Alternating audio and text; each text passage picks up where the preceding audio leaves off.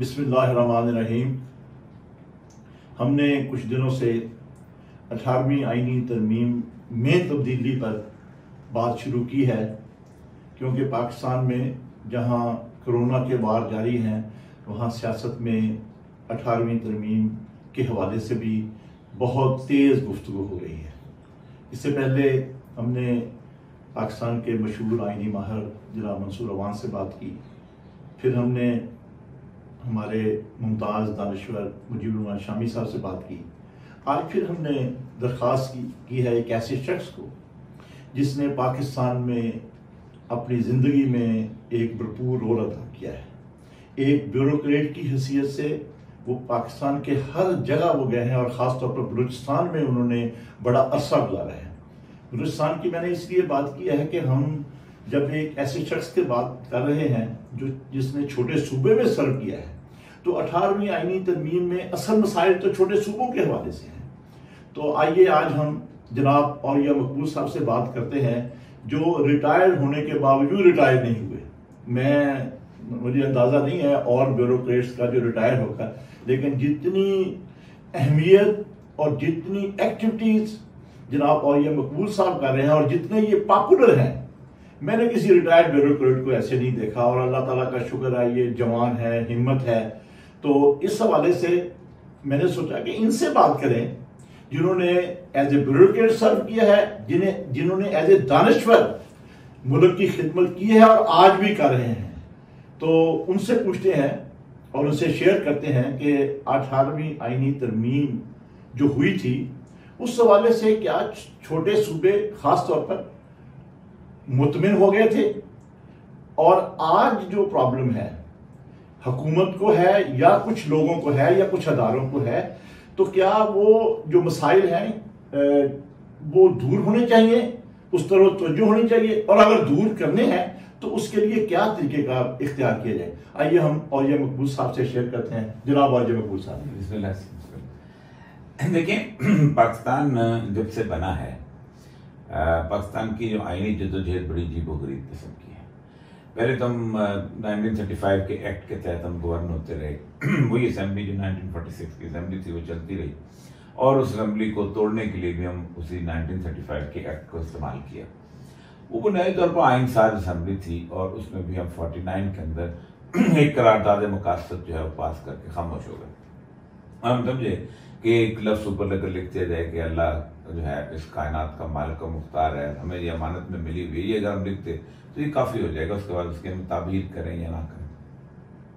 फिर जमहूरी कुव्वतों ने मिल मिला के छोटे मोटे इलेक्शन भी हुए, लेकिन असल तो वही असेंबली चली आ रही थी, तो उसमें हमने 1956 का आइन बना दिया। तो जो आइन जो था उसके अंदर पहली दफ़ा सोहरावर्दी वगैरह ने इस बात को तस्लीम किया कि अगर हमने वाकई दो मुतहारिब किस्म के सूबे जो कि 1000 मील दूर हैं उनके साथ हमने कुछ बात करनी है, तो हम दोनों को बराबर के तौर पे लेंगे। जब तक हम बराबर के तौर पे नहीं लेंगे और हम आबादी के प्रिंसिपल पे चलते रहेंगे तो फिर कुछ नहीं होगा। और उस वक्त तो 5 सूबे थे, तो एक अकेला मशरकी पाकिस्तान का जो सूबा है वही सब कुछ खा जाता। वाद मगरबी पाकिस्तान, वाद मशरकी पाकिस्तान शुरू हुआ, इन चारों सूबों को मिला दिया गया, जिसको 1 यूनिट कहते हैं। और वो उस वादत की बुनियाद पर हमने पैरिटी का उसूल बनाया। वो पैरिटी भी ना चल सके, अयूब खान आ गया। अयूब खान ने इन सारी चीज़ों को ख़त्म करके, इन सूबों के मामला को ख़त्म करके, उसने कहा कि जो ग्रास रूट लोग होते हैं, जो ग्रास रूट डेमोक्रेसी होती है, ये बड़ी अहम चीज़ होती है। ग्रास रूट का नारा भी बड़ा ज़बरदस्त है। ये बरसगीर में ये नारा दिया था अंग्रेज ने, जो लोकल लेवल की, उसकी एक वजह ये थी कि इसको कहते हैं कि किसी कौम के सर के ऊपर कंटोप पहना के उसको कहना कि तुम्हारा बेहतरीन काम यह है कि तुम नालियाँ बनाओ, तुम्हारा बेहतरीन काम यह है कि तुम म्यूनसिपलिटी के फंक्शन हो, पानी सप्लाई करो, DDT करो, स्कूल छोटा सा खोल दो, अस्पताल बना दो, ये सारे काम करते हो। लेकिन हमारी खारजा पारसी क्या होनी है, शदौला के चूहो तुम्हारा काम ही नहीं है, तो मुझे ग्रास रूट में काम करो। तुम हमने बर्मा जो असेंबली के मेंबर्स हैं, जो पार्लियामेंट के मेंबर्स हैं, वो नालियां बनाए जाकर, मैं देखा उस जमाने में अंग्रेज के जमाने अंग्रेज ने नारा दिया था ना, लेजिस्लेटिव काउंसिल को जब मना दिया, मतलब सेकंड वर्ल्ड वॉर जो है उन्होंने असेंबली के मेंबरान से पूछ के नहीं खोली थी, लेजिस्लेटिव काउंसिल मौजूद थी, ठीक ये है, बर्मा में फौज है। ये आज हम इनहेरिट कर रहे हैं कि जो आज भी हमारे मेंबरान असेंबली प्रेफर करते हैं कि हम नाली ये करें। तो ये ग्रास रूट, देखिए ग्रास रूट जब तक आपका पॉलिटिकल शऊर ना हो तो ये ग्रास रूट डेवलपमेंट भी खत्म हो जाती है। जो 1920 की जो मूवमेंट है, खिलाफत मूवमेंट, उसके बारे में गांधी ने कहा था कि अगर मुझे कहा जाए कि मैं अपनी पूरी जिंदगी में कौन सी ऐसी मूवमेंट है जिसको मैं कहूँ कि ये चुन लूँ बाकी खत्म, तो मैं खिलाफत मूवमेंट का चुनूंगा। इसलिए कि ये बुनियादी तौर पर पहली पॉलिटिकल अवेकनिंग की मूवमेंट थी कि किसी कौम ने हैसियत है कौम कैसे रिएक्ट करना। वरना आप देखें कि हमारे यहाँ सारी तहरीकें जितनी थी वो इस तरह की थी कि ये छोटे छोटे काम कर लो, बड़े काम में ओरिजिनेट करो। मतलब राजा राम मोहन राय की तहरीक जो स्कूल को होती थी, कॉलेज में थी, सर सैयद अहमद खान पर्टिकुलरली काम था, तालीम हासिल कर रहे हैं अलीगढ़ से। अलीगढ़ में ये हुआ कि उन्होंने एक ऐसी नस्ल पैदा कर दी कि जो मुकम्मल तौर पे अंग्रेज के वफादार थे। उससे सारी ब्यूरोक्रेसी निकली। और ब्यूरोक्रेसी ने क्या किया, उस ब्यूरोक्रेसी ने डीसी बनाए, उस ब्यूरोक्रेसी ने एसी बनाए, जिनका काम ये था कि पॉलिटिकल शोर को जहां आया वहां खत्म कर दो और अंग्रेज की माई लॉर्ड जो है उसको खत्म। इसलिए वो अंग्रेज कहा करते थे हमें यहाँ पर नारियल की जरूरत है। नारियल का मतलब जो होता है जो बाहर से ब्राउन नजर आए, अंदर से सफेद हो, यानी अंदर से गोरा नजर आओ, ये चीज। तो अयूब खान ने वो नारा दे दिया। इसके बाद हर मार्शल्ला जो आया उसने यही नारा दिया कि तुम जो असल तो बेसिक डेमोक्रेसी है भाई, ठीक, वो जो उसमें मुशर्रफ तक आते आते वो अपना बुनियादी जमहूरियत से उसका नारा क्या आ गया था, नाजमों का जो निज़ाम उससे बनाया था उस पर लेके आ गया था, ताकि जो ऊपर लोग इसमें उलझे रहें और असेंबली की जो असल मकाम और मर्तबा है वो खत्म हो जाए। इसी तरह जो दरमियान में एक वक्फा आता है जुल्फ़िकार अली भुट्टो का कि जिसमें एक सूबा अलहदा हो गया तो बाकी 4 सूबे जो थे याह्या खान बना गए थे। अब याह्या खान ने जिस वक्त सूबे बनाए तो उन सूबों की जो लाइन की डिमार्केशन जो है वो उसने अपनी मर्जी से जो उसके दिमाग में आती थी वो बना दी। अब वो उस वक्त ज्यादा छेड़ने की कोशिश नहीं की क्योंकि जो अंग्रेज लाइनें बना गया हुआ था उसी लाइनों को मुकद्दस और मोहतरम रखा गया। याह्या खान अगर उस वक्त गलती ना करते और लोगों की बुनियादी जो लोगों की ट्राइबल एफिनिटी है, लोगों की जुबान है, लैंग्वेज है, लोगों के आपस में राब्ते हैं, उसके हिसाब से अगर तो सूबे बनाए जाते तो आज मुल्क उस हद तक खराबी की सूरत हाल में ना पेश पड़ता। देखिए बलूचिस्तान में आप शुरू हुए सबसे जो बड़ा सूबा और सबसे छोटा आबादी के साथ सूबा ये है, तो बलूचिस्तान कम से कम 3 बड़े हिस्सों में तकसीम था, आज भी तकसीम है और उनके नजर आता है। मसलन जो इलाका कोयटा से लेके कराची तक का पूरा इलाका है जिसमें कलात आता है, खुदार आता है, मस्तूंग आता है, ये सारा इलाका जो है इसमें बलोची नहीं बल्कि बरोही बोली जाती है और बरोही ट्राइब के लोग हैं। खुद खान ऑफ कलात जो था वो बरोही ट्राइब का आदमी था पठान, लेकिन बलोचों का खान था वो। इसके बाद इसके साथ नीचे जहाँ सबसे बड़ा हम तरीन सूबा जगह बन चुकी है जिसमें गवादर आता है, तुर्बत आता है, ये मकरान के बलोच हैं और ये बलोच ज़्यादातर फारसी स्पीकिंग हैं और इनकी लीनेज बिल्कुल और तरह की है। कोयटा से ऊपर जिसको ब्रिटिश बलूचिस्तान का इलाका कहते हैं, ये खालिसतन पश्तून इलाका है जिसके अंदर पशीन आता है, यूब आता है, नुरलाई आता है और बहुत सारे कोयटा आता है उधर। इस पर कोयटा से नीचे जो है एक और इलाका है जो सिंधी डोमिनेटिंग जो है वो बलोच हैं। अच्छा, वो उसमें कुछ खान ऑफ कलात की रियासत के साथ था, बाकी सिर्फ डेरा बुगटी और मरी का इलाका जो था ये अंग्रेज ने ब्रिटिश बलूचिस्तान में शामिल किया था। डेरा गाजी खान भी उस वक्त बलूचिस्तान का हिस्सा होता। तो एक एम्पायर की कोशिश जो है ना वो फिर सूबे के अंदर शुरू हुई। अगर ऊपर बलोच आ गया तो वो नीचे को डोमिनेट करे, यही पंजाब के अंदर हुआ। आप पंजाब में आप देखें कि मुल्तान तक हमेशा से एक अलहदा सूरत हाल रही। मोहम्मद बिन कासिम आया तो मुल्तान पे रुक गया, मुल्तान उसने हेडक्वार्टर बनाया हुआ इंडस के साथ, सिंध के साथ लगा रहा। फिर उसके बाद जब वो महमूद गजनवी का भी मुल्तान का गवर्नर अलहदा होता था, सदियों से चला था मुल्तान। लाहौर तो एक शहर ही नहीं था, अलेक्जेंडर जो है सिकंदर जहाँ से गुजरा लाहौर का नाम ही नहीं है उसको। ठीक, उसके बाद फाहीन आया जो उसका है जो बहुत बड़ा उसका चाइनीज जो सिजा था उसको भी लाहौर नजर नहीं आया। उसके बाद कि लाहौर जो है ये मेट्रोपोलिस पे था, ये बड़े शहर के तौर पर ये महमूद गजनवी के बाद अयाज गवर्नर ने यहाँ बनाया था और किले की तरह। तो इसका मतलब ये है कि आपने उन ट्रेडिशनल बाउंड्रीज को छोड़ के आपने कहा पंजाब बहुत बड़ा एम्पायर है तो इसको बना दो, खत्म। और उसके साथ आपने ये किया कि वो इलाके जो कि पंजाब का कभी हिस्सा ही नहीं होते थे उनको भी उसके अंदर वो जो हिंदू शाही के अंदर जहाँ अटक जिनकी बैकग्राउंड हेडक्वार्टर होता था, हिंदू शाही की बात है, अटक था जिसमें ये पोठवार का पूरा इलाका भी शामिल था, बाकी चीजें शामिल, उनको तो एक आपने बाउंड्रीज बना दी। अब जब बाउंड्रीज बना देते हैं तो बाउंड्रीज बड़ी मुकद्दस हो जाती है। आप जिले की बाउंड्री बनाते हैं तो बड़ी मुकद्दस हो जाती है। मैं याद अच्छी था कि सिब्बी में डीसी था तो ज़्यादा करने लगे तो 4 मौजे थे जो कि एक काकड़ और तरीन ट्राइब होते हैं, तो 4 मौजे इधर नहीं कर सके थे, हालांकि वो काकड़ों थे और वो काकड़ों में जाना चाहिए थे। कहा नहीं, ये जो वाटर फ्लो पे हमारी जमीन है, हमने खून पे नदियां बह जाती थी। तो ये एक तस्वर जो है ना एम्पायर का, ये जमीन पे कट मरेंगे, जमीन को से प्यार और ये एक बात। जुल्फकार अली भुट्टो साहब ने एक बड़ी कोशिश की थी एक ऐसे आइन जिसको कंसेंसस के हिसाब से लेके, और उनकी बड़ी विजडम थी। मैं अब सच्ची बात यह है कि मैं जुल्फकार अली भुट्टो साहब की सियासत के ज़माने में उनका हमेशा खिलाफ था, लेकिन जो काम एक आदमी करे वो बड़ा काम इतना बड़ा काम था कि उसकी विजडम ये थी कि बुनियादी तौर पर ना ये सूबों के ऊपर चीज़ें छोड़ी जा सकती हैं और ना ये मरकज पर छोड़ी जा सकती है। इसलिए उन्होंने पूरी आइन के अंदर, आपको याद होगा, एक कंकरेंट लिस्ट बनाई। कंकरेंट लिस्ट का मतलब ये था कि भाई कुछ जगह पे सूबा काम करे, कुछ जगह पे मरकज काम करे। बड़ी शानदार किस्म की तबीयत थी। फिर उसके बाद जो सबसे अहम तरीन जो थी वो बात ये थी कि उन्होंने मरकज के अंदर भी एक कैफियत रखी थी तकसीम की बाकी सूबों के साथ, जिसमें हम CCI भी कहते हैं, उन्हीं के ज़माने की चीज़ें हैं, उन्हीं के ज़माने की चली आ रही हैं। लेकिन उसके बाद हुआ ये कि हमने उसके अंदर छेड़छाड़ की, और छेड़छाड़ में एक गलती उनसे हुई और फिर हमने उस गलती के अंदर बाकी दोहराना शुरू कर दिया।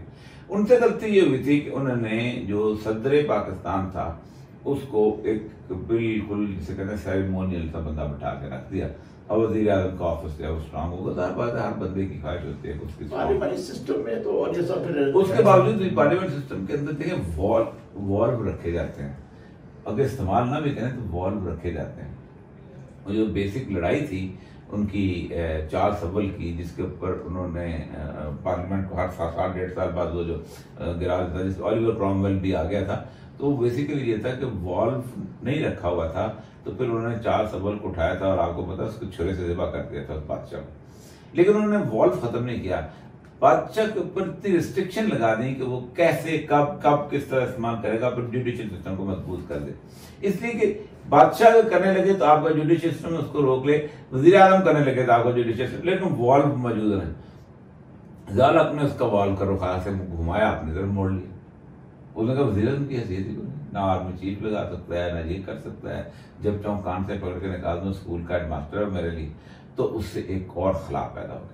और आप अंदाजा करें कि उसकी जो 8th अमेंडमेंट है, उस अमेंडमेंट को जिस वक्त ख़त्म किया था इन्होंने आके नवाज शरीफ साहब ने, और उसके अंदर अपने खलीफतुल मुस्लिमीन बनने की कोशिश की थी, तो अकबर बुगटी वोट दे के आए थे। तो मैंने उन्हें कहा कि कैसा रहा, तो कहने लगे अब तो मार्शल ही आएगा नवाज शरीफ को हटाने के लिए। मतलब लक्समबर्ग एक छोटा सा मुल्क है जो लाहौर से भी ज़्यादा होगा शायद, उस लक्समबर्ग को भी अपनी एयरफोर्स रखनी पड़ती है, नेवी रखनी पड़ती है, अपनी जनाब फौज रखनी पड़ती है, आर्मी रखनी पड़ती है। उसमें 2-3 फायदे थे इंटरनेशनल कम्युनिटी। एक तो ये उनका असला बिकता था, दूसरा ये था कि एक बाउंड्रीज में इंसान कैद हो जाता था, जिसको जहाँ रोकना चाहते थे रोक लेते थे, और वही उन्होंने किया। एक ज़माने में इंसानों की जो है आमदरफ्त बड़ी आसान थी। यहाँ से मैं उठता था, वहाँ जाके बगदाद में दुकान खोलता था, रखता था, ताजर हिंद का ताजर तो ताजर हिंद वो। यहाँ पर आपको बगदादी हकीम के हज़ारों बोर्ड देखे होंगे, वो तबरेज़ी देखे होंगे, अपना उसके बाद शिराजी देखे, कितने आज तक चले आ रहे हैं, अभी तक उनके चले, उनकी दुकानें हैं, उनके सब कुछ है, उनके नुस्खे चले आ रहे हैं बल्कि हमारे यहाँ। तो उससे ये हुआ कि ये जो बाउंड्रीज इस वक्त ये बनी है, तो फौज एक बड़ी अहम, और वो मुल्क जो कि हॉस्टाइल थे एक दूसरे के साथ, वहाँ तो फौज की अहमियत इतनी ज़्यादा हो गई कि हर मुल्क को उन्होंने इलाके को खौफ में डाल के फौज को अहमियत। इसीलिए जिन मुल्कों ने भी अपने साथ जंग को ख़त्म नहीं किया, वहाँ के डिसीजन मेकिंग के अंदर फौज सबसे ज़्यादा हावी रही है। हिटलर के ज़माने में हावी रही, बल्कि वज़ीर दफ़ा जो है वो बरतानिया को तो होता ही फौजी मुस्तकिल चला आ रहा है। कभी किसी ने सवाल किया कि वो फौजी क्यों रखा हुआ है। इस अमेरिका में भी अब देखें, ओबामा ने 8 साल ओबामा के थे, 4 साल ट्रंप के थे। ओबामा जी नारा लेके आया था मैं अफगानिस्तान से फौज निकाल लेंगे, और मैं करस्टर से लेके किसी में उसको निकाल लेनी थी। जब जिस जगह मुल्क में चाहो वियतनाम में फौज भेजनी भेज दो भाई, किसके कहने भेजने, फौज के कहने भेजे, पेंटागन के। तो इस रियलिटी को आपने करना था टेम, आपने इसको खास रख के उनको कैफियत में दे के सारा कुछ को टेम करके रखना था। आपने हॉस्टाइल बनाया। अब जो हॉस्टाइल बनाया, हम कहते हैं कानून, अब कानून कभी ताकत के सामने चला नहीं। खुद देखे ना कि एक मोटरसाइकिल वाले को इशारे पे रोक लेता पुलिस वाला, लेकिन जिस वक्त तो प्राडो वाला गुजरता है और वो जब जूम करके निकल जाता है, उसको पता था प्राडो वाला मेरी पेटी उतरा देगा, तो उसको नहीं रोकता। ये ताकतवर के सामने खड़ा होना बड़ा मुश्किल खड़ा, है। या तो फिर पब्लिक की एक आप स्टेबिलिटी में रखते हैं, इतने बड़े आप लीडर हों कि पब्लिक आपके लिए जान मन धन तन कुर्बान करने के निकला है, जान दे दे, उसके बाद कहे कि जब ताकतवर के साथ, तो पब्लिक ताकत बहुत बड़ी होती है। और पब्लिक ताकत 77 में जैसे लोग 77 में जब फौजियों ने हाथ खड़े कर दिए। हाँ, हाथ खड़े। अच्छा, वो 77 में मतलब था कि पब्लिक सेंटीमेंट को उन्होंने एक्सप्लॉइट किया। और देखिए ना मसला क्या हुआ कि लोग एक पावर सेंटर पे ढूंढते। आखिर अगर 77 की मूवमेंट चलती रहती और फौज जो है अगर जुल्फकार अली भुट्टो के साथ होती तो ये मूवमेंट खत्म थी। बिल्कुल सही। इसी तरह बांग्लादेश अगर सारी जिंदगी मूवमेंट चलती रहती और इंडिया वहां एंटर ना होता तो बांग्लादेश की आजादी नामुमकिन थी। 70 साल में बांग्लादेश में कितने लोग मिले होंगे दौरा पर आर्मी से, कश्मीर जितने तो नहीं मिले, लेकिन कश्मीर आजादी नहीं ले सका, कोई इंटरव्यू नहीं करा। जहां इंटरव्यू हुआ उतना ही हालात कश्मीर हो गए। तो एक कुछ रियलिटीज होती हैं इस इलाके की। अब उसके अंदर अल हक की अमेंडमेंट आई, फिर बाकी लोगों ने अमेंडमेंट की, फिर एक गुलाम इसाक खान की शख्सियत जो थी वो ऐसे मुजस्सम बन के आ गई जिसने इसको तोड़ दो, उसको तोड़ दो, इसको करते। अब उसके साथ यहां तक हालत ये हुई कि सबसे ट्रस्टी जो दोस्त था, फ्रेंड था, जो कि बेनजीर भुट्टो के साथ था, वो फारूक लगारी था। तो फारूक लगारी भी उस पावर सीट पे जब आया तो उसने असेंबली तोड़ दी। अब ये तो तजर्बा ही नाकाम हो गया ना आपका, कि भाई अपना बंदा भी लगा लिया। अपना भी वो जो कि गुलाम मुस्तफा जदोई साथ नहीं, गुलाम मुस्तफा खर साथ नहीं, फलाना साथ नहीं, बाबों में से एक बंदे को चुना जो जुल्फकार अली भुट्टो का साथी था और जिसपे उसने ट्रस्ट किया, जो कि बेनजीर की पिजारों के साथ पे बाहर लटकता था, तस्वीरें आई थी। तो उसने भी अगर असेंबली तोड़ दी तो इसका मतलब यह है कि आपका कानून काम नहीं करता, आपके आइन में कोई खला है। अरे आइन में देखिए, आइन बुनियादी तौर पर चीज ऐसी है कि जिसमें हमेशा खला रहता है, इल्हामी किताब नहीं। ये वक्त के साथ अगर ना बदले तो इसका मतलब है कि आप जो है आप तरक्की ही नहीं कर रहे। बिल्कुल सही। आपका वजूद ही खत्म है। देखिए मैं तो इस बात का कायल हूँ कि बड़ी अजीब सी बात हो जाती है कि जो बच्ची आपको या जो लड़की आपको 16 साल की उम्र में लगती है, अच्छी लगती है, वो अगर 80 साल की उम्र में वही लड़की अच्छी लगे, इसका मतलब है कि आपने तरक्की नहीं की। सिंपल सी बात है, आपका टेस्ट नहीं बदला जिंदगी का, आपके वजूद के अंदर कोई इल्म इरफान की हैसियत ही नहीं हुई। आपको वही जो है वो जिसे कहते हैं स्टापू खेलती हुई लड़की अच्छी लगती है, आपको शेर पढ़ती हुई लड़की नहीं अच्छी लगेगी, आपको साइंस की गुफ्तगू करते। तो हमारे यहाँ आइन का भी यही मामला है, क्योंकि इंसानों ने बनाया है और इंसान जो है उसको इसीलिए आइन के बारे में कहा जाता है कि ये ऐसी किताब है जिसको इंसान अपनी जिंदगी के लिए तदवीन करते हैं। उसके बाद हुआ 18वीं अमेंडमेंट, आखिरी जो जहाँ तक आते हैं बहुत सारे अमेंडमेंट्स हुई, कादियानियों की अमेंडमेंट हुई है। उसके बाद जुडिशरी की सेकंड अमेंडमेंट हुई, जुडिशरी की पावर शुरू में जुल्फकार अली भुट्टो पहले दिन आते ही उन्होंने कर दी थी जुडिशरी की अमेंडमेंट करते, और बल्कि वो क्या करते थे कि इस वक्त इतनी सारी शिकें हैं, सिर्फ एक शिक में अमल हो रहा है कि इमरजेंसी नाफज कर दो। और भुट्टो साहब जब तक रहे उन्होंने इमरजेंसी नाफज रखी, आपको याद होगा कि ये इंडिया का खतरा है। लेकिन बहरहाल एनी हो, जुल्फकार अली भुट्टो को कम से कम इस तरह का कम्प्रिहेंसिव आइन बनाने के ऊपर कहा जा सकता है। इंसान में गलतियां होती हैं, लेकिन इतना कम्प्रिहेंसिव आइन कोई नहीं था, सिवाय एक छोटी सी चीज को थोड़ा सा बैलेंस कर देते, ठीक, और उस बैलेंस के अंदर उतना ना करते जितना ज़िया-उल-हक ने किया है और उतना ना करते जिन्होंने खुद किया था, तो शायद ये आइन जो है पका की जमानत बनता रहता था। अब उस बैलेंस को 18th अमेंडमेंट के बिल्कुल उलट दिया। उलट इसलिए दिया कि अब 18th अमेंडमेंट अकेली तो नहीं है, 18th अमेंडमेंट के अंदर कम से कम 130-35 करीब अमेंडमेंट्स हैं, और पूरे आइन का हुलिया जो बिगड़ा, आइन का टोटली मतलब जो भुट्टो का आइन नहीं रहा। नहीं, तो देखें पहली बात तो ये है कि कुछ चीजें होती हैं जो आपकी कौमी अलामतें होती हैं, उन कौमी अलामतों को आप इलाकाई अलामतें नहीं बना सकते, जिनमें सबसे इंपॉर्टेंट 3 चीज होती है, वो तालीम होती है। इसलिए कि तालीम एक बच्चे को ग्रो करती है, और उसके अंदर एक बच्चा जो है ना 12 साल की उम्र तक अपने दिमाग के अंदर एक पेंटिंग बनाता है, और वो पेंटिंग के अंदर मुख्तलिफ तस्वीरें पेंट करता है। वो देखता है ये सिंड्रेला है, ये 7 ड्वार्फ है, ये लिटिल मरमेड है, ये जनाब my summer wine is made of all this, या फिर वो लिखता है लपे आती है दुआ बनकर तमन्ना मेरी। ये उसका बुनियादी माहौल बन जाता है। अगर उसने सिंड्रेला वाला माहौल देखा है तो उसके नज़दीक मैं जो हूँ एक शलवार कमीज वाला जाहिल नजर आएगा, और आप पैंट कमीज वाले जो हैं वो आलम नजर आएंगे, क्योंकि उसने तस्वीर ही आलम की यही देखी। टीचर की भी तस्वीर यही है, लीडर की भी तस्वीर यही है, बाकी सारी चीजें भी। तो वो दुनिया में इन लोगों ने, जिन लोगों ने भी ये काम किया है, उन्होंने इस सबसे ज्यादा तवज्जो दी है। इतनी तवज्जो दी है कि जो उनके रहन सहन का मामला था उसको भी उन्होंने इस हद तक आगे ले गया। मतलब टार्जन है, टार्जन जंगल में रहता है लेकिन नाई सुबह शेर जरूर करता है उसके, कि कहीं वो जट किस्म का, कमाल किस्म का दाढ़ी वाला ना आ जाए। फिर उसकी साथी जीन जो है वो कपड़े पहनती है जो उनके यहाँ तैराकी के कपड़े मुंह पहने जाते हैं, ताकि एक बच्चा अगर अचानक लॉस एंजल्स के बाद उस पर साहिल पे चला जाए तो उसको कोई बुरा ना लगे कि जीन ऐसे पहनते। हमारे यहाँ भी एक होता ये था कि एक जनरली जो पूरे का पूरा सिलेबस जो था उसको गवर्न करते। अब ये एजुकेशन को पता नहीं किसने कहा कि इसको दे, इससे सिर्फ गरीब आदमी मारा गया। तालीम सुबह को जब दे दी ना, देखिए ओरिया मकबूल जान का बच्चा है या आपका बच्चा है, मैं उसको बीकन हाउस में दाखिल करता हूँ, मैं पेशावर ट्रांसफर हो जाऊँ, मैं कोयटा ट्रांसफर हो जाऊँ, मैं कराची ट्रांसफर हो जाऊँ, ना मेरा निसाब बदलना है, ना मेरा टीचर बदलना है, ना मेरा मीडियम इंस्ट्रक्टर बदलना है। लेकिन अगर मैं गरीब क्लर्क हूँ और मैं पेशावर से सिंध चले जाऊँ तो मेरा बच्चा तो पागल हो जाएगा कि कुछ और किताबें पढ़ा रहे हैं, मैं कुछ और पढ़ता रहा हूँ।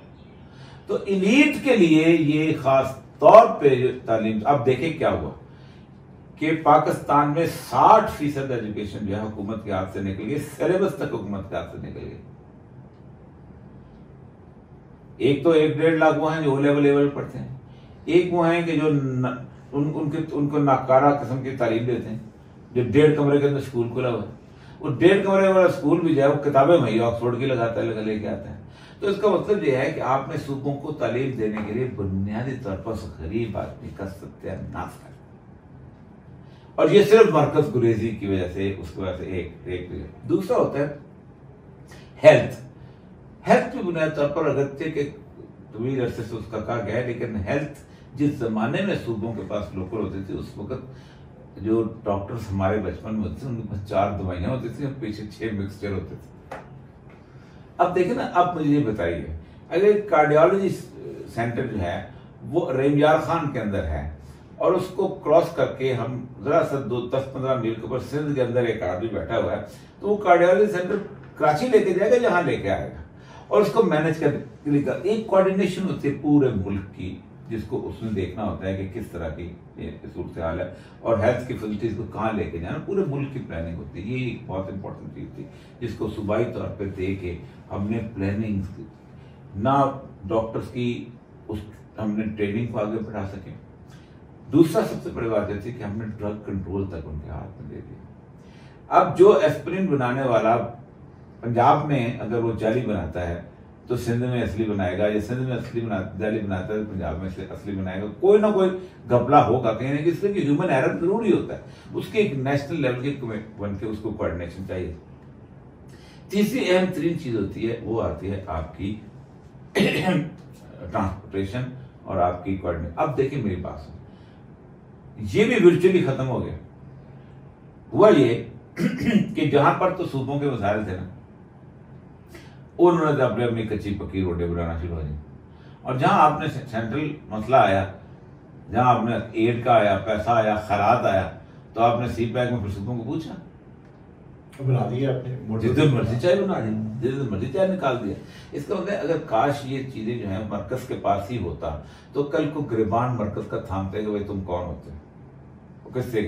तो ये बुनियादी चीजें भी उठा के उनको दे दी गई। और उसके तीसरी जो चौथी चीज जो थी वो ये थी कि वसाइल जमा करने की एबिलिटी। मैं खुद मतलब जो है कि डेप्टी सेक्रेटरी फाइनेंस था, उस वक्त एक ही फाइनेंस सेक्रेटरी था, मैंने 1991-92 का बजट बनाया था, और वो बजट जो था वो बलूचिस्तान का, और वो बजट जो था पहला सरप्लस बजट था जिसने NSC अवार्ड के बाद बनाया।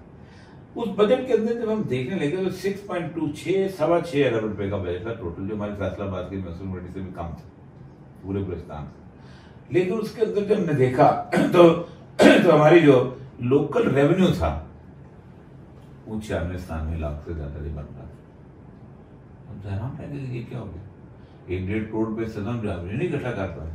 तो उसकी वजह यह है कि बात जगह सूबे जो हैं वो रेवेन्यू कलेक्ट करने के लिए उतने बेशर्म नहीं हो जाते जितने ऐसी अदारा होता है जैसे बाकी होते हैं। मतलब पंजाब सबसे ज्यादा रेवेन्यू इकट्ठा करता है अपने लोगों के लिए। तो पंजाब की जो मिजाज है हुकूमतों का, पंजाब के अवाम का जो मिजाज है कि लितर खा लिया और चुप हो गए, वो बहुत तरह का है। अब बलूचिस्तान में आप पानी पे टैक्स लगा सकते हो, तुम कौन होते पानी? जहां आज देखें कि आज तक भी गांव के अंदर दूध के पैसे नहीं लिए जाते, उसको बहुत बेगैरत समझा जाता है जो दूध के पैसे दे, दूध फरोख्त नहीं होता। हमारे में नहीं होता था, लेकिन अब जो है कि अब तो दूध के ऊपर हमने इतने बड़ी एम्पायर बनाई हुई है, ठीक। तो हर सूबे का मिजाज होता था उसके टैक्स कलेक्शन करना, जिसकी वजह ये होती है सूबा अपना टैक्स कलेक्ट करती हुई, उसने किया उन्होंने कि मरकज टैक्स कलेक्ट कर ले और मरकज पे बाद में तकसीम कर दे, उसने की अजीब किस्म की डायकॉटमियां। तो ये 3-4 ऐसे सूबे हैं जिन चीजें हैं जिनके आपको रिव्यू करना पड़ेगा अगर आपने वाकई इस मुल्क की चीजों को बहाल करना। देखिए पाकिस्तान के अंदर जिस चीज को सूबों में जाना चाहिए था, लोकल जाना चाहिए था, वो हमने मरकज में दे दी। मसलन डिजास्टर मैनेजमेंट जो है ये सूबे के पास होनी चाहिए। जल्जला पता होता है उस इलाके के बंदे को। दुनिया पूरी के अंदर कभी ये नहीं हुआ कि न्यूयॉर्क में वर्ल्ड ट्रेड टावर जो है वो भी गिरे तो वाशिंगटन डीसी से उसको आग बुझाने वाला है ना। लोकल न्यूयॉर्क के बंदे थे जो कि फायर फाइटर से जो मरे हुए थे बेचारे, वही उसको इक्विप किया जाता है। अब पाकिस्तान में देखें सैलाब आया है, जल्जला आया है, अभी कोरोना आया है। पाकिस्तान में इस जो एनडीएमए जो बना है, जो डिजास्टर मैनेजमेंट जो मरकज को देके हमने सत्यानाश किया, होता क्या है कि आप मरकज के लेवल पे अरबों रुपए की प्रोक्योरमेंट करते हैं, फिर उसके अरबों रुपए के ट्रक आते हैं। कहाँ जाना जी? मिट्टी जाना है ट्रक, वो वहां पर सामान पहुंचाया जाता है, फिर खामे वापस आते हैं, उनके लिए स्टोर बनते हैं। एक स्ट्रक्चर जो है इतना बड़ा जो है इसको खड़ा किया। ये आप समझते हैं कि सूबों के, ये सूबों का है। ये देखिए कुछ चीजें हैं जो सूबों से भी ज्यादा इलाकों के अंदर होनी चाहिए। मतलब बहुत सारी ऐसी चीजें जो इलाकों के साथ मुख्तलिफ। फॉर एग्जाम्पल एक प्राइमरी हेल्थ जो है, देखिए दुनिया पूरी में प्राइमरी जो है वो टर्शरी हेल्थ में फर्क रखा जाता है। मैं ईरान में रहा हूं, दुनिया में जो चंद मुल्क हैं 3-4 जिनकी हेल्थ सर्विसेज बेहतरीन, उनमें से एक ईरान भी। उसकी बुनियादी वजह यह है कि उन्होंने प्राइमरी हेल्थ केयर जो है वो नीचे से ऊपर नहीं जाने दिया। हम जब प्राइमरी हेल्थ और प्राइमरी एजुकेशन जो है इसके अंदर सिलेबस ऊपर होता था, लेकिन नीचे जो था वो जो टीचर भर्ती करने का इख्तियार सिर्फ और सिर्फ मैथमेटिक होता था। सूबे में क्या होता मैं आपको बताऊं, मैं एजुकेशन में रहा हूं, क्या आप सूबे में दे। अब एक दफा उसने अगर कायम अली शाह के स्कूल का टीचर उससे नाराज हो गया या शबाज शरीफ के प्राइवेट का टीचर नाराज हो गया तो कहेगा अच्छा ये बताओ सबसे दूर दराज जगह कौन सी, टीचर को उठा के वहां मारेंगे। कायम अली शाह वाला कहेगा अच्छा उसको तो भेजो ना मीर को क्लास के फुला देगा, ये रोता हुआ मेरे पर पाँव गिरे। वो जो लोकल टीचर रिक्रूट किया जाता है दुनिया पूरे में दे। पुलिस वाला भी लोकल है दुनिया में, इसके लिए कि पुलिस वाला जो लोकल होता है ना उसको ये कम से कम जो है डर जरूर रहता है कि मैंने अगर यहाँ इधर ही रहना है, मैं किसी कत्ल के पैसे लेके भाग नहीं सकता, मैंने जीना मरना इधर है। और वो ये जो पुलिस में एसपी के ऊपर नखरा है, कोई डीआईजी काम नहीं करता, कोई आईजी काम नहीं करता, कोई दूसरा काम नहीं करता। ऊपर लेवल के ऊपर फेडरल कुछ एजेंसीज होती हैं जो कोऑर्डिनेट करती हैं, जो बड़ा क्राइम होता है उसको देखते हैं, मतलब बैंकिंग का क्राइम जो क्रॉस कंट्री क्राइम होता है उसको वो देख लेती हैं, मतलब फ्रॉड का क्राइम है उसको देख लेती हैं, मतलब आपने कोई ड्रग ट्रैफिकिंग का क्राइम है उसको देख लेते हैं। ये जो कम से कम 90% लोकल क्राइम है, जो 326 है, जो 151 है, जो फलाना है, ये पुलिस लोकल लेवल पे रखती। इसमें किया क्या उन्होंने, जो अंग्रेज ने किया था, तो उसमें सीआरपीसी या पीपीसी में एसएचओ को जो है वो मलका बरतानिया के इख्तियार दे दिए होते। मतलब एसएचओ जो है वो आपके पास में कोट पहना हुआ है। मैं कहता हूँ कि आप मेरे साहब ये बताइए कि ये कोट आपने कैसे बनाया। आप कहते यार आज से 15 साल पहले जो है मैंने बनाया था, सूट तो कोई नहीं। मैंने कहा नहीं, एसएचओ आपको उसमें बंद कर सकता है अगर आप अपनी सबूत नहीं दे सकते, आप सबूत ढूंढते फिरेंगे कि आप क्या चीज है। तो ये इख्तियार अंग्रेज ने दिया था क्योंकि अंग्रेज ने हुकूमत कायम करनी थी। जहां दुनिया में बड़े लोग हैं, ऑस्ट्रेलिया ले लें, कनाडा ले लें, वहां पर पुलिस जो है वो लोकल होती है। बड़े लेवल पे जो होती है वो होती है एफबीआई होती है, दूसरी चीजें होती हैं। कोई इमिग्रेशन का क्राइम आ गया, क्राइम को क्लासिफाई कर लेते हैं कि ये क्राइम किनका है। अब इन्होंने ये क्या किया, इन्होंने फिर उसके बाद जो है जुडिशियल एक्टिविज्म हमारे अंदर जब आया, जब जुडिशरी ने कहा कि अच्छा हम पर उसको निकालते हैं, तो उस जुडिशरी ने वो जो एडमिनिस्ट्रेटिव पावर थी, जो प्रिवेंशन ऑफ द क्राइम थी, वो भी हमसे ले ली। हम आदमी खत्म हो गए। अब देखें ना, मैं फॉर एग्जाम्पल जो है एक जगह पे मुझे पता है कि यहाँ जुलूस निकलने वाला है, यहाँ राइट्स होने वाले हैं, ये मुझे पता है कि ये 2 मुथारक ये टीपू ट्रका वाला ये दूसरे जो आपस में लड़ पड़े बंदूकें लेके खड़े हैं, तो मैं उसके लिए सेक्शन 144 लगा सकता हूँ, खत्म हो गया। अब उसके लिए सूबे को जाके पूछा जाता है। तो इतना कुछ है सोचने के लिए पाकिस्तान के अंदर। अब 18 अमेंडमेंट, लेकिन जो लोग ये समझते हैं कि हम इसके लिए जान दे देंगे, और जो लोग ये इसका नतीजा पता क्या निकलता है कि 73 के आइन के तहफ़्फ़ुज़ के लोगों का हम जान दे देंगे, बजाय खुद बैठने के उसको ठीक कर लेते, ज़ियाउल हक को आना पड़ेगा। उसने जितना का ठीक किया उसका सत्यानाश कर दिया। इसी तरह अगर आप आज खुद बैठ के ठीक नहीं करेंगे, तो आप मुझे ये बताइए कि पाकिस्तान की जो करंट सिचुएशन है, इस करंट सिचुएशन के अंदर अगर आज पाकिस्तान खुदा न खास्ता किसी बहुत बड़ी जंग के अंदर शिकार होता है, या पाकिस्तान किसी और सूरत हाल के अंदर बिल्टअप होता है, तो आम शहरी तो चलो ठीक है, कब्जा कर लिया वाजपेयी ने या किसी ने, वो तो अपनी खेत में जाएगा। एक अदारा जो है वो मुकम्मल तौर पर तबाह हो जाएगा, वो है पाकिस्तान की फौज, क्योंकि तो जिंदा रहने के लिए। तो अगर आप ये समझते हैं कि आपकी वसाइल की कमी की वजह से, आपके फैसलों की वजह से, अगर वो समझते हैं कि हमारा गला जो है वो बंद हो जा रहा है और हम 6-6.5 लाख लोग जो हैं वो मारे जाएंगे, तो मुझे ये बताइए कि उन 6-6.5 लाख लोगों के अंदर पॉलिटिकल फोर्सेस में ताकत है कि उनका मुकाबला। तो होना ये चाहिए कि सैलाब को, वो जो शायद हमारे बलूचिस्तान के बड़े अच्छे शायर थे, तो उसमें बड़ा खूबसूरत शेर था उसका, तो उसने कहा था सैलाब को न रोकिए, रास्ता बनाइए, किसने कहा था घर लबे दरिया बनाइए। तो लबे दरिया घर बना हुआ है 18th अमेंडमेंट का। आपने यहाँ हमारा और ये सब अजीब हाल है, जो बिल्कुल हमने जैसे बात की है कि अगर आप आइन को अगर उसमें तब्दीली नहीं कर सकते, इसका मतलब तरक्की नहीं कर रहे। अच्छा, यहाँ हमारे सियासतदानों का हाल है, शाहिद खान अब्बासी वज़ीर आज़म रहे हैं, एक नाम लोग उनकी तारीफ करते हैं, शरीफ एक शरीफ बाप का बेटा है, उसने वफादारी अपने लीडर के साथ की है, जेल भी गया है, कोई ऐसा। तो मुझे नहीं समझ आई कि भी उन्होंने ये बात क्यों कही है कि अगर आपने 18वीं आईनी तरमीम को छेड़ा तो मैं सियासत छोड़ दूंगा। देखिए, ये बड़ी गलत सी बात है। पाकिस्तान के मुकाबले में मिसाल आपको दूं कि जो मुल्क अपनी कौम के साथ वफादार हो जाते हैं, वो कैसे तरक्की करते हैं। एक मुल्क है जनूबी कोरिया, जिस वक्त हम तरक्की की मिराज पे थे ना, मतलब 70 की जो किताबें जो है ना इंग्लैंड की, ELBS की जो छपी हुई जो कोर्स की किताबें, तो पाकिस्तान का नाम जो था ये एक डेवलपमेंट के मॉडल के तौर पे पेश किया था कि मुल्क कैसे तरक्की करते हैं। जनूबी कोरिया में 4 सूबे हैं, और चारों हमारी तरह, ये बलोच पठान, सिंधी बलोच पठान, इस तरह बिल्कुल एक्जैक्टली, और दोनों के बहुत जबरदस्त इख्तिलाफ।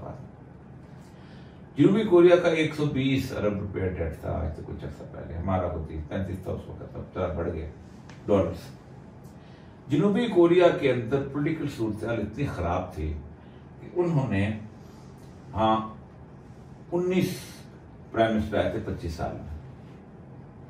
एक प्राइम मिनिस्टर का 1.25 साल का टेन्योर बनता था। एक अपने सदर को कत्ल किया था उन्होंने, पार्क को, बड़े इस तरह के थे। लेकिन एक काम उन्होंने किया था, उन्होंने कहा था देखिए कहां से मुल्क को संभाला जा सकता है, और ये काम जो है हमारे आइन के अंदर उससे बिल्कुल उलट हुआ है। उन्होंने कहा था एक स्टील फ्रेम होती है, और वो फ्रेम होता है किसी मुल्क की सिविल सर्विस। हवा यूं चले उस फ्रेम को मजबूत रहना चाहिए। अगर हमने उसको सियासत से दूर रख लिया, हम तरक्की करने को, वो कंटिन्यूटी की दामन होती है। कोई वजीर जो है वो नहीं चलाता, सिर्फ सर्विस तो स्टेट के लोग हैं ना। हमारे यहाँ हुआ क्या है कि हमने SHO का भी इख्तियार वज़ीर आला को देने की कोशिश की, डिप्टी कमिश्नर का भी इख्तियार वज़ीर आला को देने की कोशिश की है, हेड मास्टर का भी इख्तियार वज़ीर आला को देने की कोशिश की है, और मेडिकल स्टूडेंट का इख्तियार भी वज़ीर आला को देने की कोशिश की। उन्होंने कहा ये मत छीनना, इनको अपनी सवाबदीद पे काम करने दो। आप अंदाजा करें 25 साल में 19 प्राइम मिनिस्टर और 8 बड़ी अमेंडमेंट कॉन्स्टिट्यूशन में। एक जो 7वीं अमेंडमेंट थी उसने आइन को हुलिया बिगाड़ दिया, मुल्क चलता रहा। उसकी वजह यह थी कि उन्होंने 101 से लेके 112 तक जो शिकें थी उसको नहीं छेड़ा। उन्होंने कहा ये रेलवे का जो इंचार्ज है ना, इंजीनियर, जो बेचारा सखर में शुरू हुआ था, उसको पता था कि रेलवे की पटरी क्या है, गेज क्या है, इंजन क्या है, ये जो चलता चलता चलता चलता ऊपर आ गया, इसको शेख रशीद इसकी गर्दन शेख रशीद के हाथ में दो, इसकी गर्दन जो है उसके हाथ में दो या खराब कर देगा। अब गुज़श्ता हुआ ये है कि ज़ियाउल हक के बाद 73 के कॉन्स्टिट्यूशन में ही आ गया था, जो कॉन्स्टिट्यूशन गारंटीज खत्म की थी, इसका मतलब उसमें हुआ ये था कि उसकी गर्दन जो है वो उसके हाथ में आ गई। इसीलिए आप अमेंडमेंट कितनी भी कर लें, जब तक एक आप बात नहीं करते, इस वक्त तो ब्यूरोक्रेसी ये हो गई है कि ये डीएमजी या पीएएफ नून लीग की है, ये पीएस पीपल पार्टी की है। एक 5 साल इंतजार करते हैं हमारा वाला बंदा आए तो रोजे रख लो, दूसरा इंतजार करता है हमारा बंदा तो रोजे रख लो। अब एक के ईमानदार दूसरे के चोर है, दूसरे के चोर दूसरे के ईमानदार है, एक दूसरे के तो एक तो जिस बात पे काम होना चाहिए था कि वो जो डॉक्टर वहां पर बैठा हुआ है उसको उसकी तवज्जो देते हैं। देखिए ये जो कोरोना में हमारे लिए क्यों मसला हुआ, हमने समझा कि हम एज ए सियासतदान दुनिया में हर चीज जानते हैं, जो पार्लियामेंट का फैसला है वो सुप्रीम है। मुझे ये बताइए, इमरान खान के बेटे को कैंसर हो गया तो पार्लियामेंट का फैसला मानेगा, डॉक्टर का फैसला मानेगा? लेकिन हमने कोरोना में डॉक्टर का फैसला नहीं माना, हमने पार्लियामेंट का हमने कहा, यानी जहां इतनी भी असेसमेंट ना हो कि जो मुल्क 1 crore 80-90 lakh metric ton judiciary का फैसला भी मान वो हर बंदा आ जाता ना। अब मुझे बताइए कि एक चीफ जस्टिस साहब के घर में, एक चीफ जस्टिस साहब के घर में फॉर एग्जाम्पल चीचक आ जाती, सबको लग जाती है, क्या करेंगे? बैंक से उठाएंगे? डॉक्टर करेगा फैसला, बैंक से नहीं उठाएंगे ना। ये तो नहीं कहेंगे अगर ये बच्चा मेरा बेटा काम करने नहीं गया तो हमारे कल फाका आ जाएगा। ये तो नहीं कहेंगे ये मेरी जो बीवी जो है इससे जो फलां जगह जॉब करती है तुम्हारे यहाँ कल को तनख्वाह नहीं आएगी तो हम क्या करेंगे? वो कहेंगे भाई तनख्वाह भी आ जाएगी, सब कुछ आएगी, इसको ठीक कर सकते हो। देखा जिस मुल्क के अंदर हमने ये असेसमेंट नहीं की कि 1 करोड़ 80 लाख 90 लाख के करीब मेट्रिक टन हम गंदम करते हैं, उसमें 40-50 लाख टन हम बाहर बेच देते हैं, जरूरत से ज्यादा है।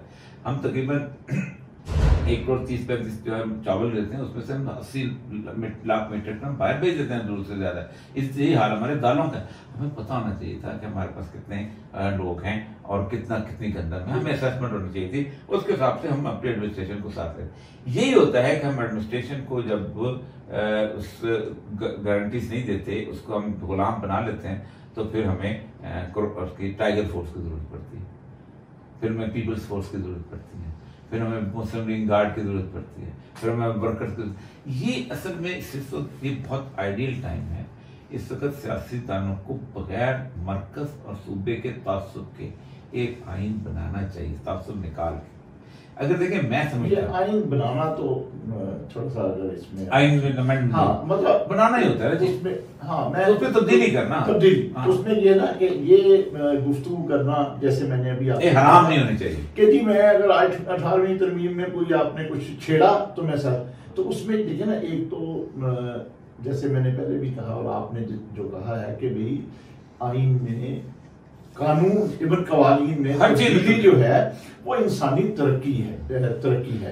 इसी तरह हमारा आइन भी एक बात कहता है कि आप इसमें कुछ भी कर लें, उसका तरीकेकार ये है। देखें कि अगर आप 2/3 मेजॉरिटी के साथ कोई तब्दीली करना चाहते हैं तो भी कर लें।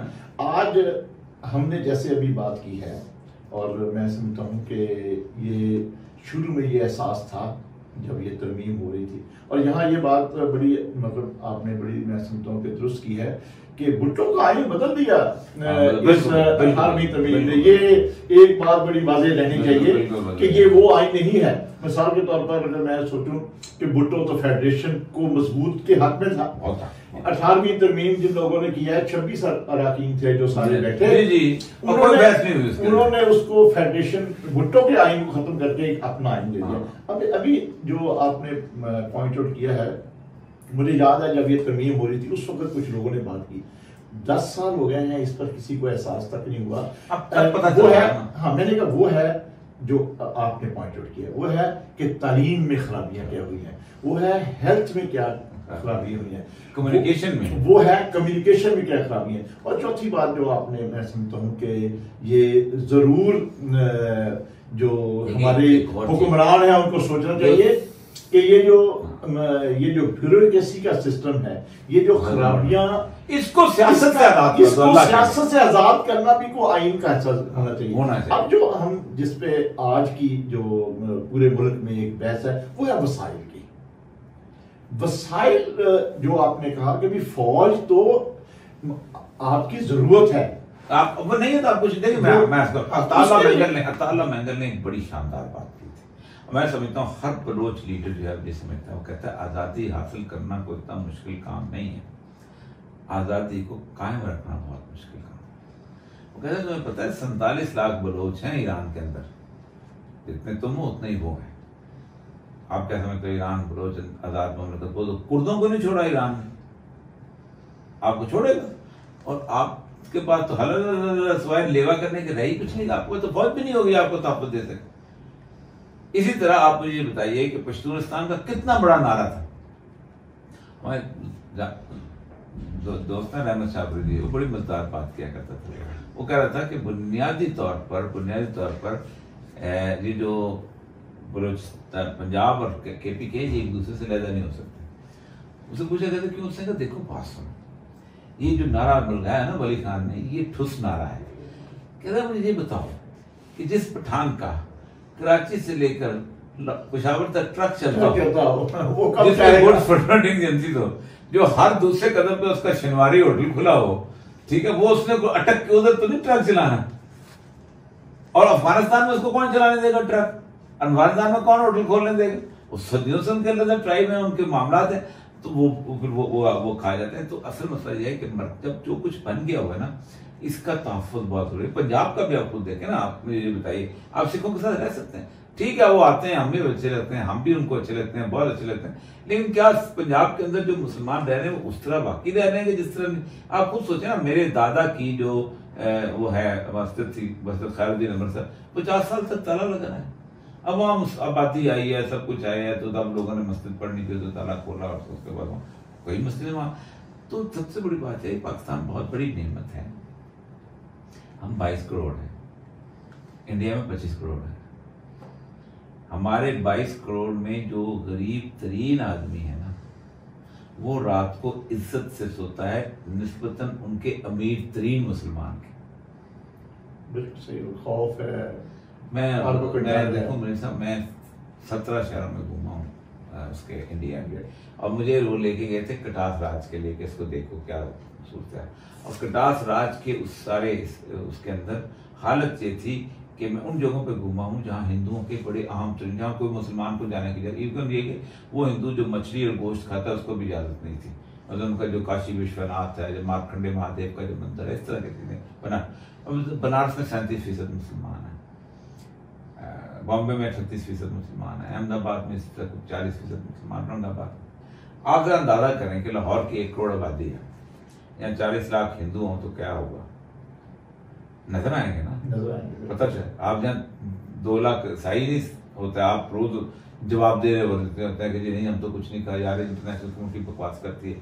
हमारे यहाँ तो उन्होंने हमारे 2 मुसलमानों को पकड़ के आग लगा दी थी, जिंदा को मत जला दिया था, तो हम तो उनको भी कुछ नहीं कहते उसके, लेकिन हमें जवाब देते हिंदू अगर हो जाते 40 लाख क्या होता? वहां 40 लाख मुसलमान नजर नहीं आता, बॉम्बे में नजर नहीं आता इस तरह। मुझे किसी ने कहा कि आप ऐसा करें, आंखें बंद कर दें और खिड़की खोल, शीशा खोल दें इसका गाड़ी का, जहाँ से बहू आना शुरू हो जाए समझो मुसलमानों की आबादी शुरू हो गई। 38% जो सचल रिपोर्ट है उसमें दलित सचल रिपोर्ट कहते हैं 2007 में कि दलित जो है बिलो पॉवर्टी है, 40% मुसलमान जो है बिलो पॉवर्टी है। जो कश्मीर के अंदर, कश्मीर में मुसलमानों पे बीतती रही 70 साल बीतती रही, पूरा इंडिया का मुसलमान चुप रहा कि ये कश्मीरी हमारा सत्यानाश कर रहे हैं। आज उनको रियलाइजेशन हुई, आज सारे कश्मीरियों के साथ हुई। तो ये पाकिस्तान एक बहुत बड़ी नेमत है, मैं सच्ची बात बताऊँ, बहुत बड़ी नेमत है। आप पड़ोस के किसी मुल्क में भाग के नहीं जा सकते।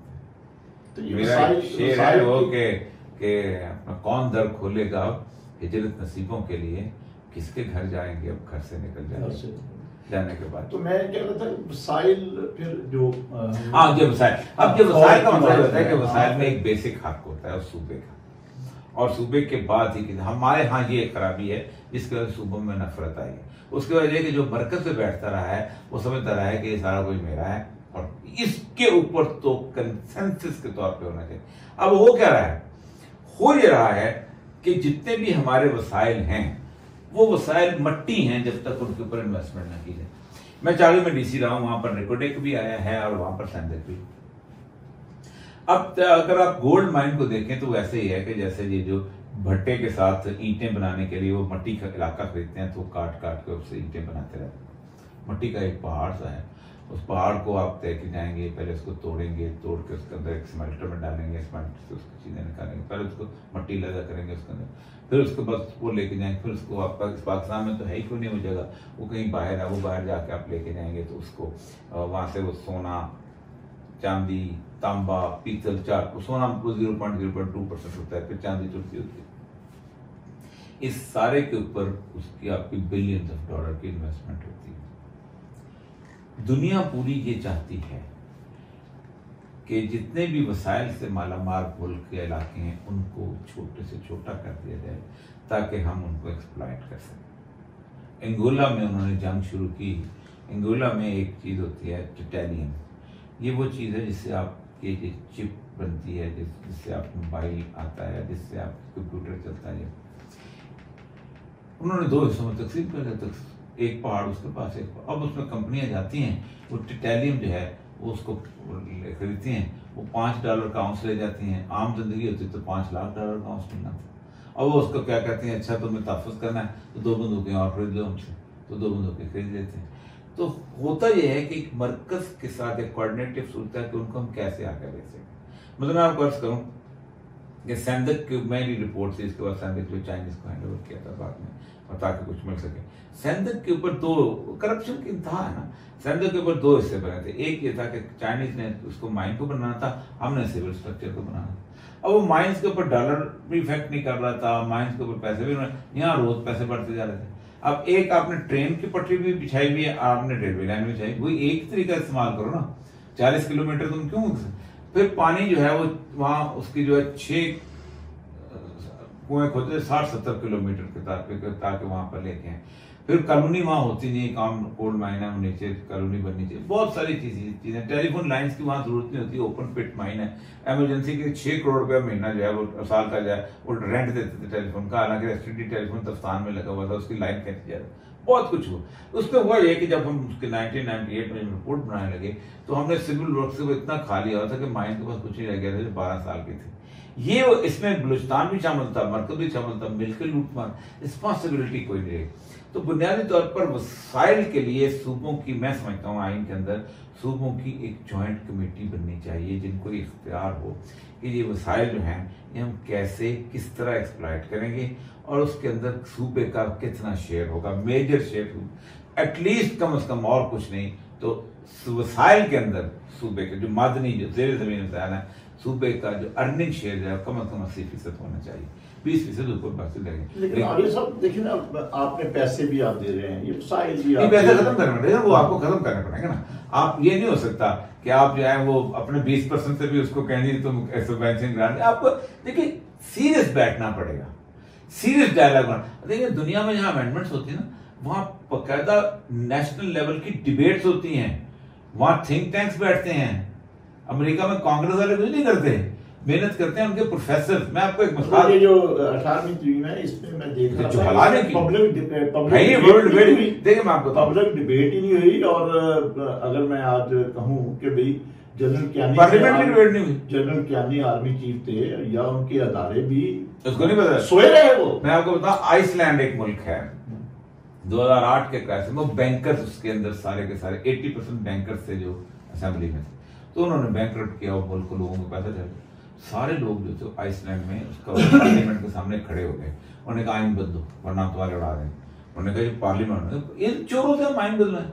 उन्होंने 500 लोगों की कमेटी बनाई कि ये टीचर्स हैं, ये प्रोफेसर हैं, ये लोग हैं, ये आइन ड्राफ्ट करेंगे। उनको उन्होंने से 70 लोग निकाले, उन्होंने जो बड़े लोग थे, उन्होंने बैठ के आइन ड्राफ्ट किया अवाम की मंशा के मुताबिक, अवाम की मंशा के मुताबिक। उस आइन को फिर उन्होंने कहा अब इसको इंडोर्स करो। सुप्रीम कोर्ट आई, उन्होंने कहा सुप्रीम कोर्ट को भी नहीं मानते, जिस जो पार्लियामेंट जो है वो खुद शरीक हो तबाही में, उसको हम कैसे कह सकते हैं? तो आपको रास्ता नहीं, दुनिया में मौजूद है रास्ते। आप प्रोफेसर्स को उठाएं, आप टीचर्स को उठाएं, आप आम आदमी को उठाएं, आप उनके थिंक टैंक बनाएं, उनकी सोच को इकट्ठा करें, उनको साल लगे, 1.5 साल लगे, एक डॉक्यूमेंट बनाएं लोगों की सोच के मुताबिक। मुझे ये बताइए कि शाह महमूद कुरैशी को क्या पता है कि गलियों के नाले के ऊपर रहने वाला बंदा जो उसके मसाइल क्या है? नहीं पता उसको। मैं सच्ची बात बताऊं, किसी एमएनए एमपीएस को, किसी हमारे जो लोग हैं एलीट क्लास के लोग हैं, इनको कुछ नहीं पता।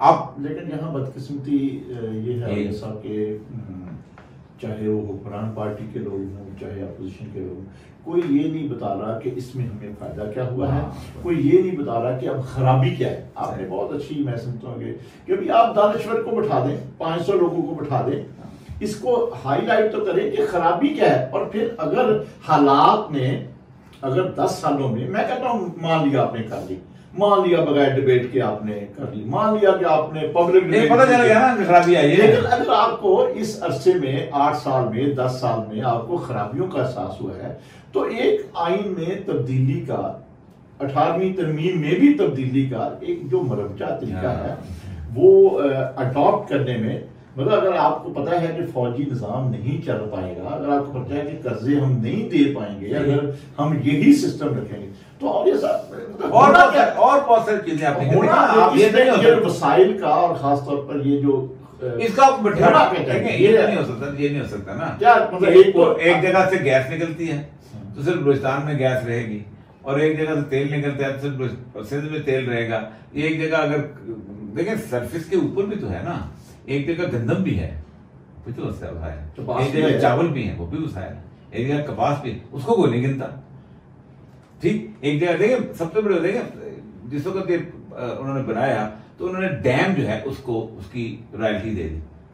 अब डैम तो वसीला नहीं, डैम तो मैंने आपने मिलकर बनाया, वो सेल्फ मेड है ना, मैंने पैसे दे के कर्जा, मैं इसका कर्जा दे रहा हूँ, लेकिन आपने कहा नहीं उसकी रॉयल्टी जो है वहां जाएगी। अब बहुत सारी ऐसी फजूल चीजें जिसको आपको दोबारा सोचना पड़ेगा कि डैम की रॉयल्टी जो है, बिजली की रॉयल्टी, बिजली जो है देखें डैम तो कहीं भी बन सकता था, पानी तो कहीं से मिलेगा, अब तो बिजली की रॉयल्टी का मसला नहीं रह गया, अब तो आईपीपी आ गए, पता नहीं क्या क्या आ गया। आपको सीरियस काम करना पड़ेगा, यूनिवर्सिटीज को शामिल करें, टीचर्स को शामिल करें, लोगों को शामिल करें, लेबर लीडर्स को शामिल, सब लोगों को इस अमेंडमेंट के ऊपर डिस्कशन करने का। लेकिन एक राय ये है कि आप इसको ना तरमीम के चक्कर में ना पड़े, ये मैं समझता हूँ कि जो आपने पढ़ी कि आप इस तरमीम की तब्दीली में ना पड़े। मतलब एक तो ये है ना कि सियासतदान इकट्ठे हों, एक कंसेंसस डेवलप करें, हुक्मरानों को आगे आना चाहिए, मिलाना चाहिए और इत्तेफाक राय पैदा करें। दूसरी एक राय ये भी है कि अगर आप इसको एनएफसी में ले जाएं, जहां चारों सूबे भी बैठते हैं, और उसमें इस बात को देखा जाए कि भाई अगर डिफेंस में जरूरत है, सूबे विड्रॉ करें अपना कम से कम 5 साल के लिए। देखिए वो है सिर्फ फाइनेंशियल मसला, मैंने आपको कितने बड़े बड़े मिसाइल, वो एक, हाँ जी, देखिए वो बहुत बड़ा टेम्पररी मसला है। देखिए आप ये नहीं कर सकते कि आपके जिस्म के अंदर बहुत बड़ा फोड़ा बाहर आने को है और आप सिर्फ उसके ऊपर जो है वो पट्टी लगा लें, आपको एक ऑपरेशन करना पड़ेगा और आपको सीरियस थिंकर्स को बिठा के बात करनी पड़ेगी। देखिए आपकी असेंबली के जितने भी अरकान हैं, उन अरकान के अंदर 99.9% वो लोग हैं कि जिनके सामने हम बजट की किताबें रखते थे, वो किताबें उसी तरह रिबन लगे हुए ऐसे करके अपने कमरे में लाकर वापस रख देते हैं, ऐसे रिबन होते, ये खुले हुए हम वापस लेके जाते थे, उठाते थे और बजट अप्रूव हो जाता था, रिबन को नहीं खोलता था।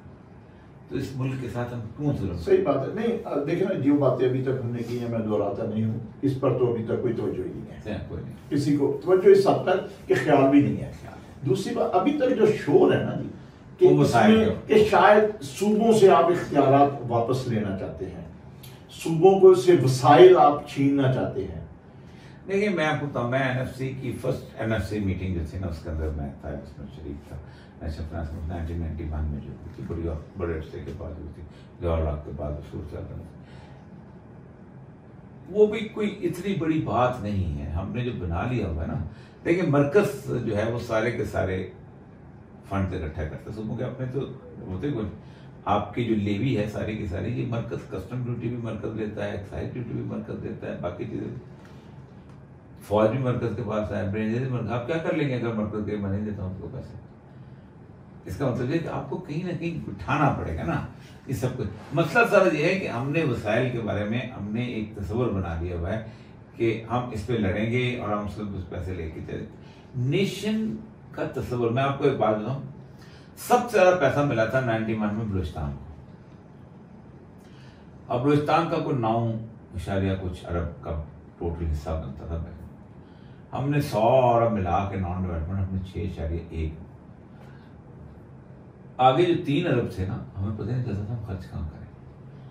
खर्च की कैपेसिटी है ना, आपके पास 10 करोड़ रुपए है, आप समझते हैं कि 10 करोड़ से मैं घर बना सकता हूँ, ठीक है, लेकिन कहते घर तो 2 साल में होगा, तो 5 करोड़ 1 साल में करोगे तो बाकी 5 करोड़ में क्या करूँ? तो वही हुआ कि उन्होंने प्राडोस खरीदी, तो फलाना खरीदा। जो 4 साल आप अंदाजा करें, वहाँ पर डिस्पेंसरीज की बिल्डिंग बनी है और वहाँ पर स्कूल की बिल्डिंग बनी है। और हेल्थ में जब मैं सेक्रेटरी लगा था, जब मैं सोचा 438 डिस्पेंसरीज थी वहाँ जो बना दी थी उस पैसे से जो आपके पास जायद आ गया था। और एक डिस्पेंसरी को साल में आप सिर्फ 35 डिस्पेंसरीज को आप स्टाफ दे सकते थे, एक डॉक्टर, एक डिस्पेंसर, एक। इसका मतलब है आखिरी डिस्पेंसरी थी उसको जो स्टाफ मिलना था वो 9 साल बाद मिलना था। तो 9 साल में ना उसका रोशनदान रहना था, ना उसकी खिड़की रहनी थी, ना उसकी ईंटें रहनी थी। तो एक होता है कि रसायल को यूटिलाइजेशन करने की एबिलिटी। देखिए मैंने उस वक्त बहस के दौरान, शाम को नून लीग में होता था, ये यहाँ से आया था, फाइनेंस मिनिस्टर था, यहाँ से एनएफसी में ये था आया। अच्छा, उसके बाद लियाकत जतोई था, वो वहाँ से आया था, सिंध से आया था। फिर उसके बाद एक वो और नवाब टाइप चीज होता था, वो KPK से आया था। और बलूचिस्तान से समरेसानी बस्ती हमारा मिनिस्टर था। तो मैं चूंकि उसके मिनिस्टर्स बनाने की मीटिंग में था, तो उसको जब डिस्कस करते तो गैलरी में बैठे, मैंने कहा देखो बात सुनो, अगर तो आप 4 भाई हो ना, तो फिर 4 भाइयों के हिसाब से सोचना चाहिए कि आज मेरे भाई के बेटे की जरूरत है कि उसको दाखिला जाना है, तो हम फला चीज कमरा नहीं बनाते। आज हमें हमारे इस भाई की जरूरत है कि उसके घर के अंदर बहू आने वाली है, तो उसको कमरा बना देते हैं। आज जरूरत है कि हमारे सब इकट्ठे करके हमने गैस का कनेक्शन। तो नीड्स की बुनियाद पे आपको डिटरमिन करना पड़ेंगे शेयर्स, आपको वसाइल की बुनियाद। जब तक आप वसाइल की बुनियाद पे करेंगे, आप एक दूसरे का गिरबान थामेंगे, तबाह करेंगे। हमें पता है कि बलूचिस्तान की जरूरत है कि वहाँ एजुकेशन सूबों से कम है, उसकी जब तक एजुकेशन पे नहीं आता उसकी ग्रांट ज्यादा, उसके फैसले ज्यादा होने चाहिए। जब तक उसकी हेल्थ फैसिलिटी ज्यादा बराबर नहीं आती, जब तक आप नीड बेसिस डिस्ट्रीब्यूशन नहीं करेंगे और नीड बेसिस सूबे जो है डिटरमिन करेंगे, अगर आप बाकी भाइयों के तब आप बराबर तब तक ठीक हो सकते हैं।